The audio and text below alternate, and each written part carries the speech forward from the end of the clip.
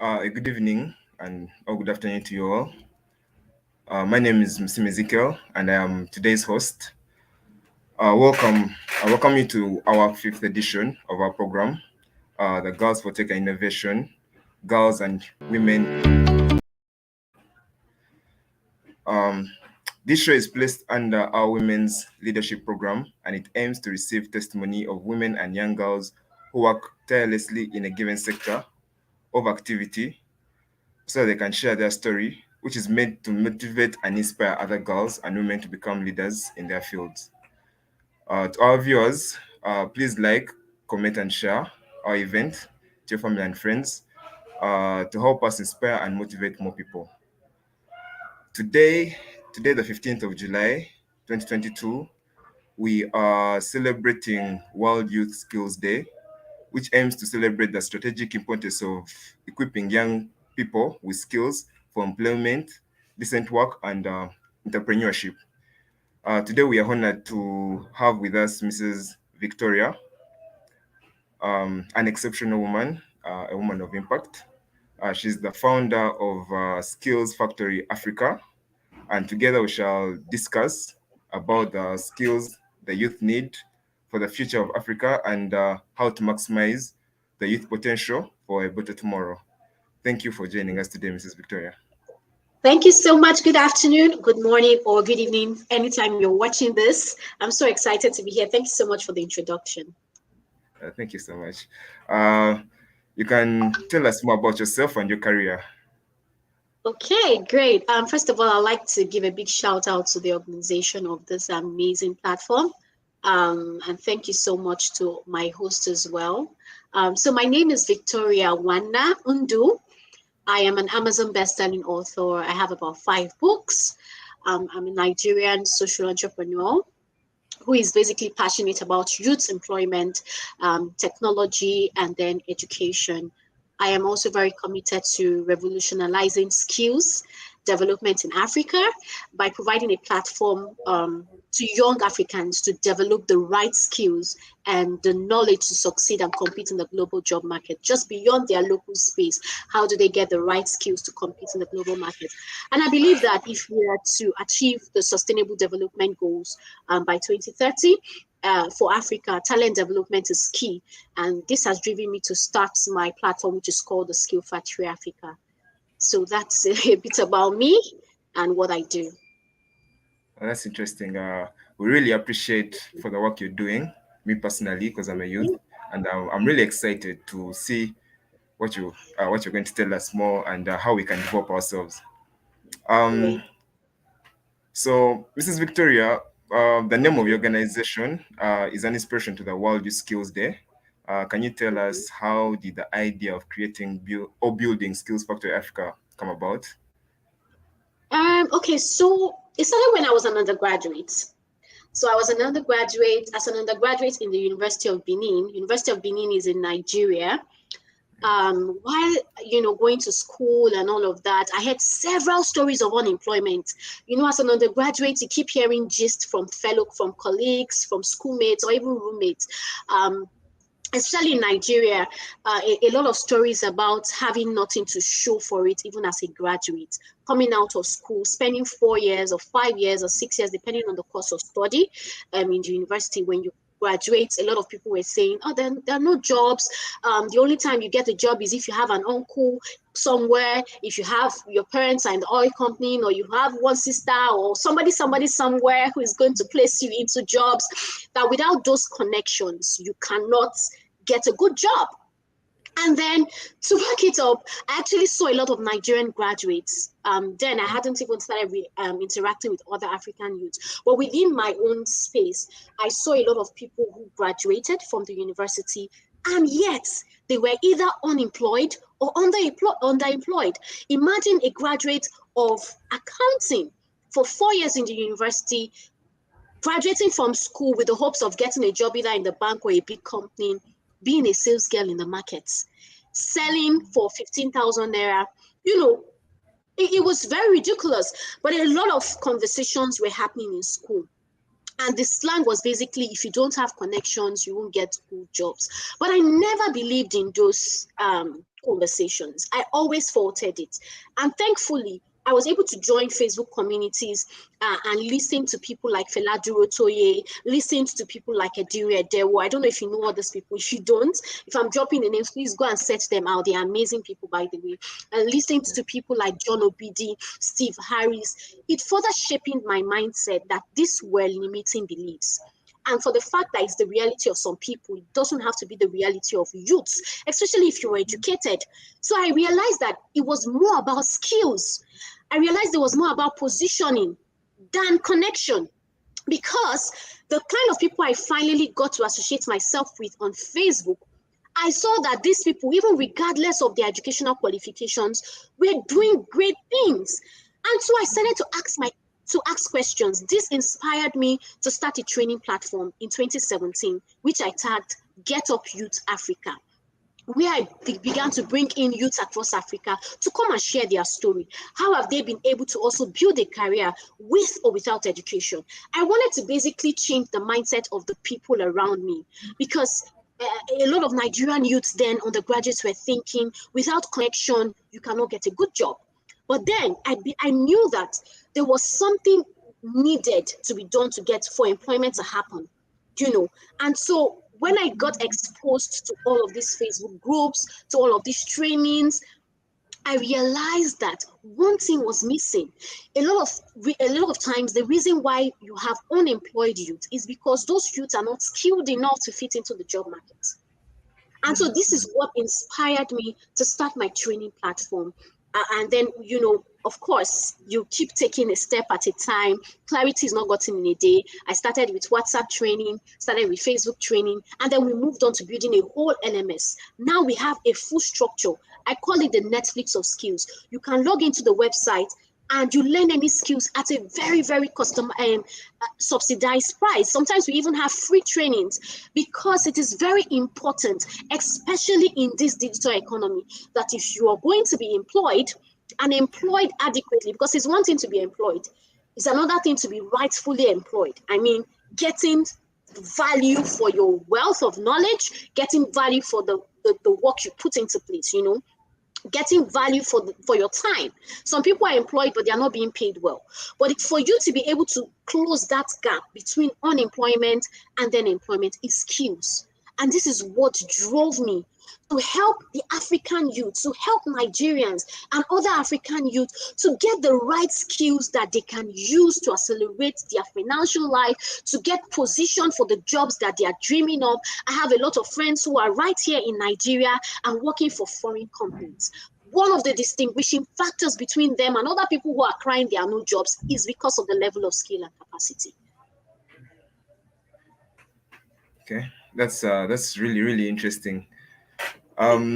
So young people, like you're talking about the youth, work in these jobs that do not fully utilize their skills and competencies. So how do you think the youth can identify and develop their skills, and how can they maximize that potential, the youth in Africa? I really don't know how long this interview is going to be for, so I'm just going to try to make my answers more precise. I'm trying not to give very lengthy, because there's a whole lot we can keep talking about skills development. But I believe that things have changed now.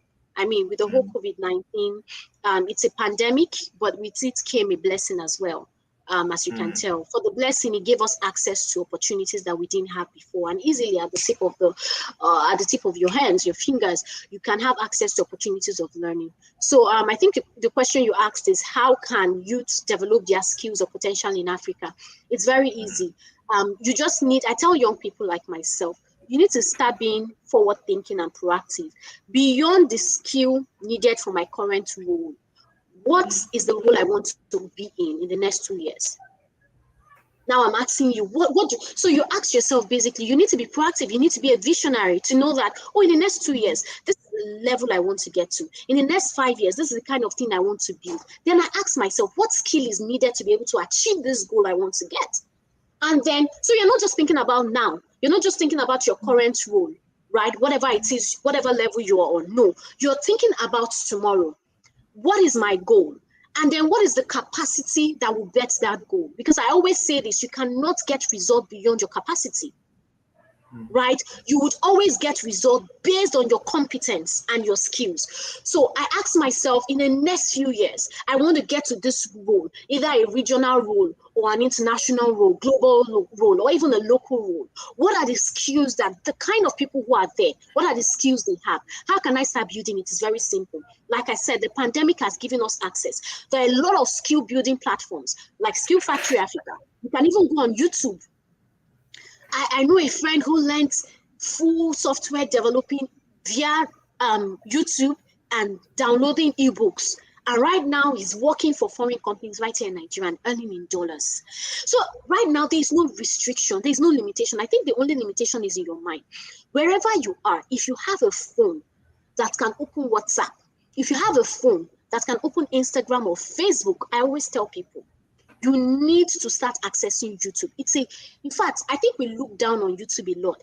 And then there are other platforms like Udemy, there are platforms like Skill Factory Africa, Coursera. So basically, these are ways you can develop your skills. One way, I said again, to identify the skill, ask yourself, what is the role I'm gunning for? What is my goal? What is the thing I want to achieve? Then check, who are the people currently achieving the things that you want to achieve in future? What are the capacities that they have and they have built over time? What are the skills necessary for the kind of role I want to get? Go on Google, make research about it. You can even pay for courses, right? Invest in the kind of things you want. Invest. I think that this is something that young people need to learn. A lot of times, young people are not ready to make the sacrifice and the effort needed. They just want the result. For you to be able to get the result, you need to be able to invest in yourself. Either invest your time or your effort or your money. Pay for courses. Join communities that would expand your mind. There are a lot of LinkedIn learning groups. There are a lot of Facebook learning groups. Join all of these. There are a lot of free courses. Maximize it, chew it, eat all of them. And then, of course, when you get, there's no need of learning and not acting. The best way to learn is actually doing. So whatever skill it is that you want to learn, start doing. If you want to learn the writing, how to write, start writing. The best way to learn how to write is by writing. The best way to learn how to sing is by singing. So when you go on YouTube, when you go on Google or Skill Factory Africa and start learning all these skills, start practicalizing, no matter how small, whether volunteering for your church or volunteering for other organizations. If you're a social media manager, you want to build your portfolio to be able to access bigger roles, what can you do? Ask yourself, is there any small business owner that I know that I can volunteer my skills? That way I'm able to build my portfolio. That way I'm able to hone my skills so that we're talking about global access now, right? Your skills is not meant for just your country alone. With your skills, you can stay right in your home. I'm in my house. I am in Nigeria, and I can work for a company in the US. Skills are now globally transmitted. I don't need to travel abroad. I'm in Nigeria, and you are probably in Uganda, but we're having a conversation thanks to the digital world. So why do you need to restrict your work structure to just your environment? No. Digital skills have given us the opportunity to travel without entering the aeroplane. So right now, I'm seeing that I'm in Uganda, whether you like it or not, because I'm talking to somebody in Uganda, just by the click of a button. All right? So you need to go through that process. Be dedicated and committed to that process to learn. Let me stop here so that we can move on. I can see that I've taken a lot of time already. I know it's okay. On a side note, there are youth out there who have so many skills, but they cannot decide on which skill to pick up. So I don't know how would they know the skill to take, and how they can pick it up, because they have a variety. Okay, maybe you want to give me a more practical example. For example, you have skills like graphic design, you have website design, right?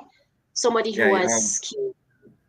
Yeah, you can do graphics designing, you can do website designing, you can do networking or programming, but then you have knowledge on all of them, but you want to pick out on your best skill. Like you want to develop one, but you're not sure, because so many youth out there are not sure. They're always not sure when they get out of university. They have that period or phase when they're not sure. So how can they pick it up?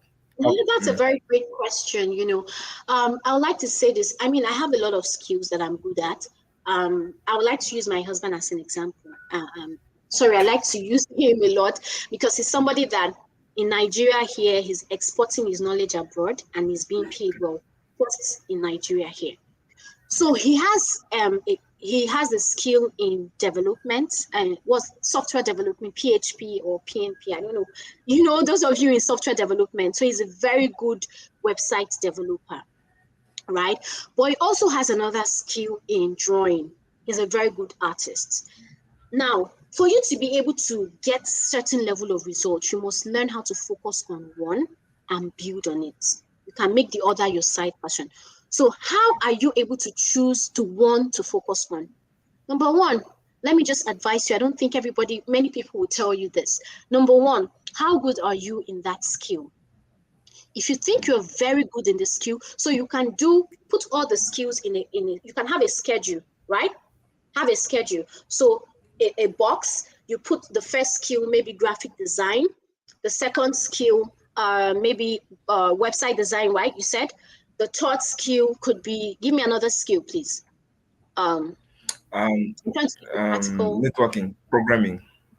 programming. Now, these three. Yeah. Now, so then in another column, you can have factors of decision. The first factor of decision can be skill competence level. How competent are you in delivering skill? How good are you? You put on a rate of maybe 1 to 5 or 1 to 10, you put. If for graphics design, you have 8, that means you're very good. In programming, you have probably 7. In networking, you have 8. You put it there. The second factor, desirability of the skill in the markets. Do you understand what I mean? How hot, in quotes, is that skill in the market? Okay. What is the profitability level? Because the truth is, you are learning skills so that you can make money, whether you like it or not. Finance is a very big factor. I don't know about you, but it's a big motivating factor because you need money to be able to even develop more skills or do the things that you want to do, right? So ask yourself, even if I love graphic design so much, but the market for graphic design is small, but there's a bigger market for programmers. No matter how much, I don't know if, so I think that sometimes we need to find a balance between passion and profitability. Because if you are so passionate about something and you're not making money in it, you know, at some point you'll be frustrated. So this is my advice. Find, in that schedule, you put, like I said, your skill competence on a level of 1 to 5. How good are you? Number 2, your level of passion, this job that you want to do or this skill, how passionate are you about the skill?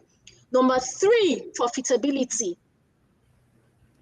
The paying ratio of a graphic designer is not the same as a networker, definitely not the same as a programmer. If I have all 3 skills, I'm definitely going to go into the one that is highest paying.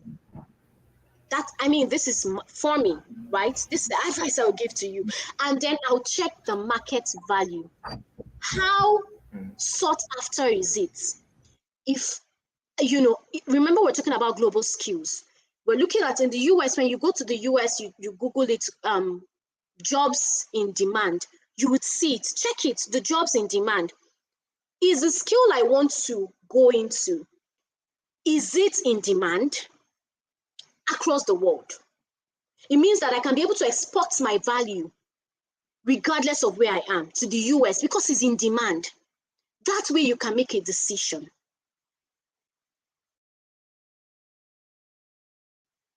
I don't know if that. So on that schedule, you can now, once you've put the figures, you can now add it up. If for graphic design, you had 8, 5, 4, add it up. If maybe the total was 20, programming was 22, networking was 25, you've gotten your answer. It means that you should go for networking because it has the highest number. That's just a sample. You have to do the homework yourself.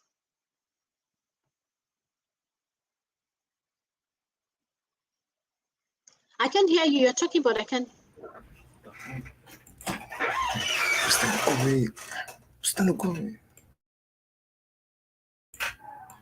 Sorry about that.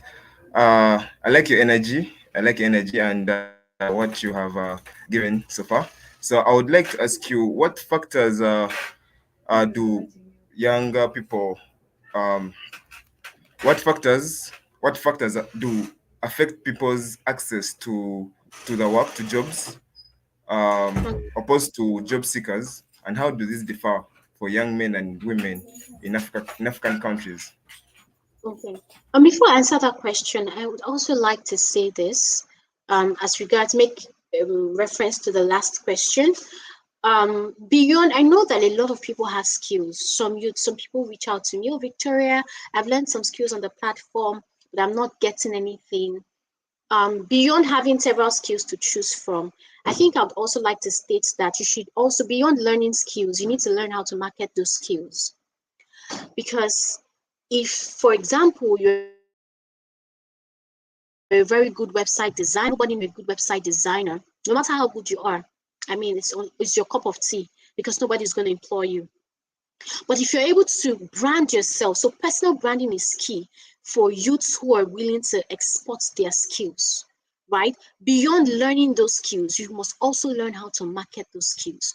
Leverage LinkedIn, leverage a social media platform by putting out what you've already done. Build your skills portfolio. I think I mentioned it before, but I'm saying it because it's very important. A lot of people think it's just about learning skills, and so they go on YouTube and they learn all the skills, but I mean, there is nothing to show for it. So beyond learning skills, also ask yourself, how can I market myself? How can I market those skills? So organizations, either as a freelancer or as full-time employment, are able to see me, see my value, and pay for them. There is no need having skills when you can't be paid for those skills. So it's very important. Learn how to market your skills. Now, the question you asked about factors that affect young people's access to work opportunities. I think, maybe I might be biased, but I think that, like I said before, COVID-19 is really a blessing, in quotes, in the sense of access it has given us. So a lot of things we're struggling to get before now has been made easier because of the access we now have, which has been facilitated by the pandemic we had, that now facilitated the digital connection and all of that. But still, there are still factors that affect young people's access to work opportunities, and that is lack of level entry roles. There are certain roles you want to apply for, and if you've been applying for roles, you'll be able to know that what I'm saying. When you go on LinkedIn, you see people asking for 8 years experience, and you just graduated from school maybe probably 3 years ago. So how are you expected to get all of those experiences? So it's very important that organizations now need to start putting level entry rules. But I also see some organizations would publicize that it's a level entry rule, and they'll tell you must have 5 years experience. And I'm wondering, how is it now a level entry rule when you are required to have 5 years work experience? So it is very important that a level role should be 0 to 2 years, where you have the skill, but maybe not necessarily the experience. And so you're able to put in that skill and learn on the job. A lot of digital skills can be learned on the job. All right. But one thing I'd like to advise youth to be able to solve this problem. Now, I just stated a problem, but I'd also like to give a solution to it is, while learning skills, like I said before, don't wait till you have an official position. You can build your skill portfolio or your results bank by volunteering, or even doing something yourself, by starting your own stuff, by having, for example, if you're a social media manager and they're asking you for 1 year experience, or they want to see a portfolio of the work you have done, you can show them your own page, how well you've built your page. You can show them pages of churches you've managed for, or NGOs, or other things. So what I'm trying to say is that do not wait till you have an official big role for you to start putting into practice the skill that you have learned. Because this is one major issue that restricts people from having access to the work opportunities they want. Many organizations are not willing to employ a newbie. They are not willing to take risks on people. That's not nice. I'm calling on organizations to be able to take a bet on young people. If they say they have trained for this, give them an opportunity to, have that experience on the job, to learn on the job as well. But young people should also be open-minded to learn in other ways, to gather experience in other ways by having volunteering opportunities. Another limitation I think that young people have is cost of training. I mean, getting access to some of these very high-end courses could be expensive for people. And then cost of data. What we're doing now is, data is going to cost us data. Learning on YouTube, you have to use data, and especially in this part of Africa, where the internet connection is not too stable. So there's a lot of hiccups while you're trying to learn. It could be an issue as well. But I think that a lot of organizations are making skills cheap. You can have access to very cheap courses like Skill Factory Africa is doing. And there's also a problem of skills mismatch. A lot of young people don't even know the relevant skills. So I think that I'm trying to encourage every young person listening to this, go on Google and search, what are the future of works? What are the hard skills necessary for that industry you want to operate in? You need to first of all be clear, right? Clarity, I always say this, definition creates condition. If you're not clear on what you want, anything goes for you. And that's not a good way to live. You need to be clear on the kind of things you want, on the kind of role you want, on the kind of industry you want. And that way you're able to tamper in on the skills necessary. Because if you're looking to have a skill, if you're looking to have a role in a particular job sector and you don't have a skill for it, you won't have access to it. So skill mismatch is one of the factors that affects young people's access to work opportunities. So try to close that skill by asking yourself, what are the skills necessary? What are the skills necessary for this job role I am seeking to have? Yeah. Thank you. Talking about COVID-19, the world has been rapidly changing, since COVID-19. We noticed a new way of thinking and probably a new way of doing work. So how can the youth stay relevant to the work they do, and how can they adapt to the new system of doing things, and the new technology, and what is the future of the work and job industry like in Africa? Okay, so that's a lot of questions you're asking in one. I just pick what I can remember that you asked and answer it. So I think that you need to get, again, it all boils down to getting relevant soft skills. What is your adaptability level like?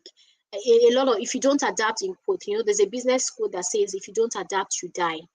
A lot of businesses were not able to transcend that COVID period because they were not open to adapting to the new normal. There's a new normal. What's your adaptability level like? A lot of young people are not even ready to work in 9 to 5 anymore. I mean, going to the office. People are working from home. These are the new normal. How are you adapting to the new normal?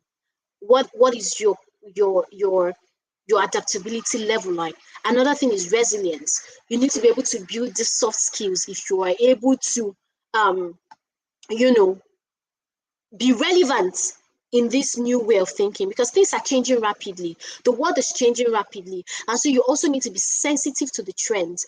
As a social media manager, you will see that even Instagram is changing their rules every day. So before you get a hang of one rule, new rules are coming up. So you need to be sensitive. You need to also be open to learning. As a young person in this present age and time, you need to also move with the trend. Be open to learning. What are the things changing? What are the systems changing in your industry? I know that these things are industry specific, so I'm not trying to be very generic here. So ask yourself, sometimes go on Google and ask, what are the trends in my marketplace? What are the trends in my industry? And then move with those trends. Learn the things you need to learn. Be open to learning. Don't be stuck up in your old ways. If not, like I said, if you don't innovate, like business people say, if you don't innovate, what will happen? You die. That's, die in quotes, please. I don't mean like die. So, but that's a business quote, and I think it also, I can also make reference to it here. You must be open to innovating. You must have that adaptability skill. You must be resilient. You must be open to learning. You must be sensitive to trends and upskilling as those trends change. Don't be stuck up in the old ways. And I think that understanding that you also need to leverage the digital. Gone are the days where you say, I'm not techie.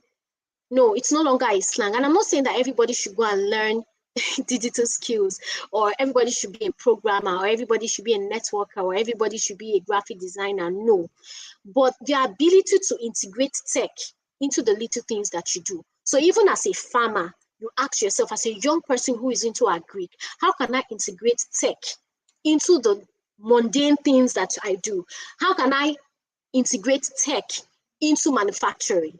How can I integrate tech into healthcare? Whatever industry you are, you need to be forward thinking to say, this is the future of work. How can I put myself in the center of it all? If not, if you don't innovate, what happens? You fade off, and people would move on quickly without you. Okay. I really hope the viewers out there are really, because you're giving straight on points, and that's one thing I'm liking about this interview. One of the biggest challenges the youth we are facing today is mental health difficulties, and so how does this affect our work ethic and productivity, and overcome how can they overcome it? Okay.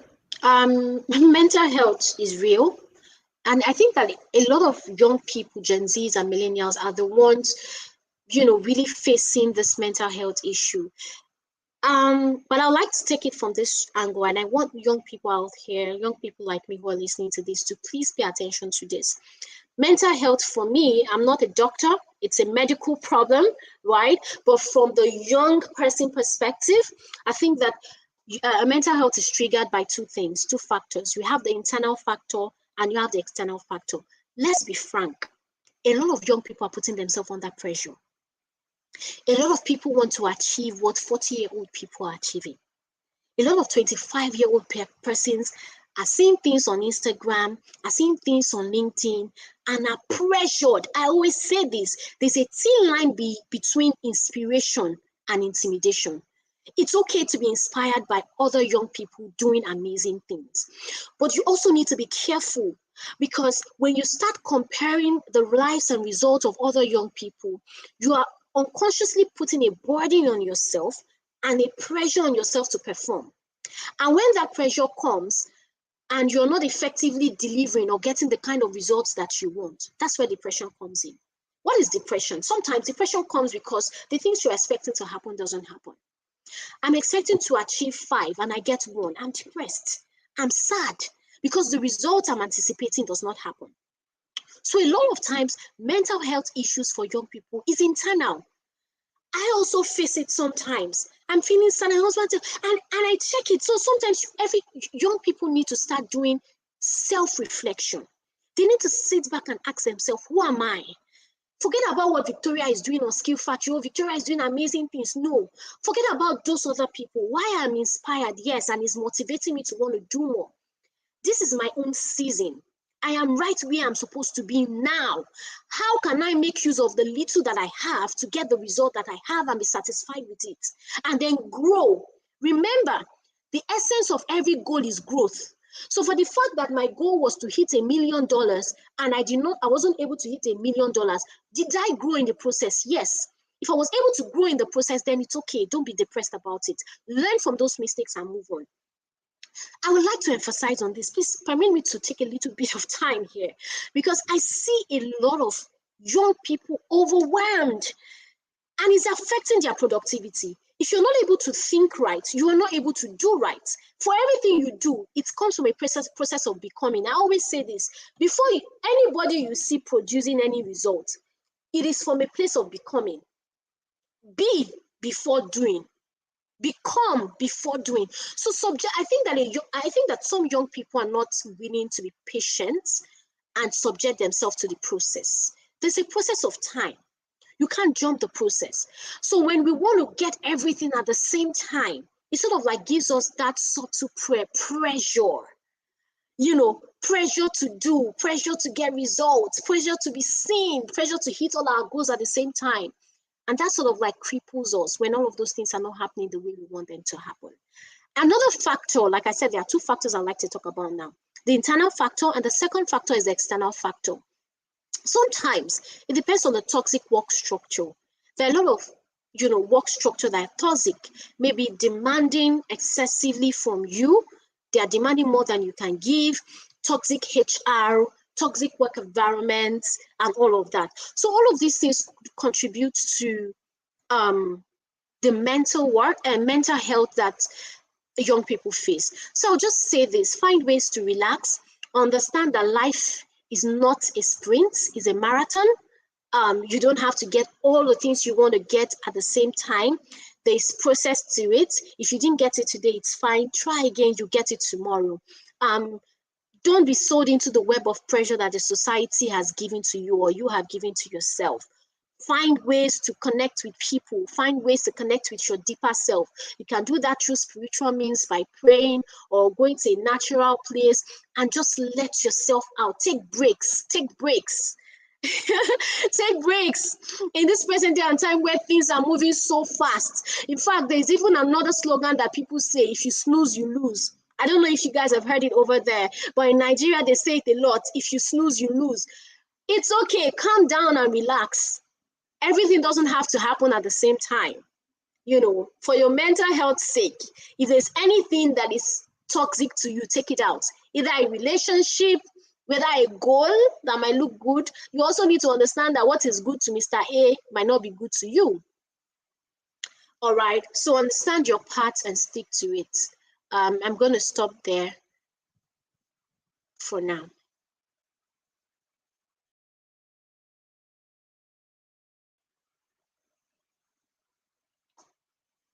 I don't think he's on.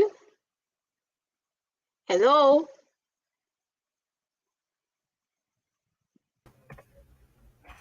Okay, I guess. Sorry about that. Sorry about that. It was just a little technical issue.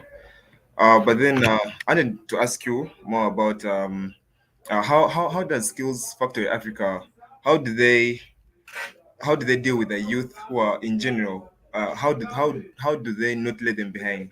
I don't know if you get my point. How does To let Skills no one Factory behind. Africa, pardon? Let no one behind. You're talking about Yes, yes. inclusion, right? Yes. Let me get the context of inclusion. Okay, so what we're doing for Skill Factory Africa is we're taking, like I said, we're pacing it. You can't build everything in a day. Rome is not built in a day. We have goals of what we want to achieve in the next 6 months and next 1 year. So we're just rolling out different features, you know, each quarter and depending on our milestone calendar. But one way we're trying to do inclusion is we're having technical support for most of our training to include translators for those who have difficulty in hearing, because I see that is a big issue that a lot of tech platform exclude those who have difficulty in hearing, the deaf, who really cannot hear a lot of training, even right now. So we've excluded some people who cannot hear me. I've missed out on all the conversations that we've had. So what Skill Factory Africa is trying to do is that for most of our courses, we're having translators where they can be reading it or they can have hand gestures and all of those things so that they are also able to get skills regardless, because we're trying to leave no one behind. I believe that every African youth, regardless of your background, regardless of whether you have the capacity in terms of you can see or you can hear, you are skilled enough to be employable. Right? And so that's one of the inclusion measures that we're having. We're also trying to break the language barriers because we know that our market is Africa and not every African youth speaks English. So what we're trying to do is to have translators as well, and having our courses in different languages so that we're all inclusive, have the French language, have other languages across African countries so that other African people can also have access to this training regardless of their language. One of our young viewers would like to know how they can join Skills Factory Africa. Okay, so right now we're even working on the site. So if you go onto www.skillfactoryafrica.com, I do not think you would have access to it because we're trying to revamp. But please follow us on Instagram because once we reopen it, I think we just closed it like 2 days ago. So just follow us on Instagram at Skill Factory Africa. It's on Instagram. You can also follow me on Instagram, Victoria Wana Ndu. My name is on the screen, so you can see how to spell it and follow so that you can get updates. We also have boot camps. Those boot camps most times are free, where we bring in experts in different skills and we just basically train you so you can get access to some of these things for free. Or for the other ones that are not free, trust me, they're very much subsidized so that you can be able to pay for them, learn on the go, and skill up basically. So what is your final word your final word or advice to the young men and women in Africa? There's a lot I would like to say, but in 1 minute, I'll just say this: leverage on your youth. You're young. While I'm saying you should leverage on it, you have time on your hands, you have the energy, you have the ability to learn and transition. If you think that you are in a particular industry that is not favorable to you, I think you have the time of the day to actually transition. Don't get stuck that this is the way it has been and it must be like that. If you are into something that is not giving you the result that you want, dare to move out of it. I think I was having a conversation this morning. I was saying, it's something that I wanted to do, and I think it's too late. And he said, "Who told you you're still young?" So nothing is too late, right? If you want to move into something, you have the time to move into whatever it is you want to do. All you need is to be able to be committed to learn, get mentors. Like I said, please, I like to say this. I always say this: connect with somebody whose current reality is bigger than your future ambition. Do you know what I mean by that? It means that what I want to become in the next 5 years, somebody is currently living it. In fact, all the dreams that you want in this world, all the goals you can think of, there is somebody currently enjoying it. The car that you want to ride in the next 5 years is already in existence, right? Is there any money you want to think of that you want to make that somebody is not making? So what you can do is connect with the kind of people that you want to be like. I'm not saying so that you can copy, but so that you can be inspired. And remember, there's a thin line between inspiration and intimidation. For every single time, always remind yourself, I am right where I'm supposed to be. I'm inspired by this person. I'm learning the strategies. I'm learning the secrets. I'm learning the secrets of the trade. But also, I'd like to say this, please. If you want to be a king in whatever industry, ask yourself, what are the king doing in those industry? Who are the kings in that industry? If I ask you now, who are the top players in your industry? Who are the top networkers? Who are the top programmers in your country? Do you know them? What are they doing? What are the skills they have? What are the events they attend? Put yourself out there. And finally, let me end with this. Life is not fair, but life is not dark either. Life is the color you paint it to be. So no matter the situation around, no matter the country, a lot of people wish, I was born in Canada. I wish I was born in the US. I wish I was not born in Nigeria or Uganda. No, you are here now. Make the best of what you have. Life has given you enough, no matter how little it is. Make use of what you have, and then life has a way of rewarding the little that you have put in, and God is definitely going to reward and multiply it. Also, I like to say this: build capacity for the goal that you want. Build capacity for the future that you want. It won't just fall on your lap. You need to build capacity and train for it. Prepare for it. Thank you so much. It's been a pleasure so far, talking and sharing with you all. Thank you for that piece of advice. Oh, I'm seeing somebody congratulating me. Congratulations, Mrs. Victoria, for the award as It was Woman of actually Impact. really interesting. For the viewers, Okay. yeah, Mrs. Thank Victoria was you. awarded. Yeah, I would like to congratulate you.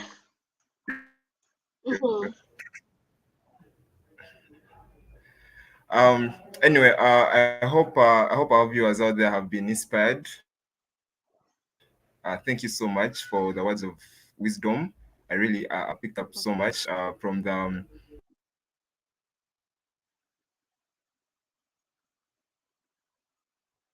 from me developing my skills to the field and how I can be able to get them. I really want to thank you for so much, and I hope the viewers out there have been inspired. Um, on behalf of Girls for Tech and Innovation Africa, I thank you for joining us today. Special thanks to the insights you've given us today, and to our viewers. I hope they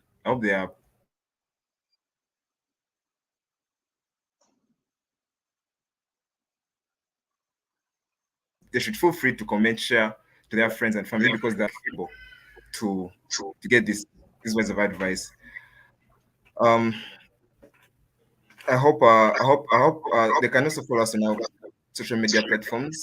That's for Tech Innovation Africa on Facebook and on YouTube.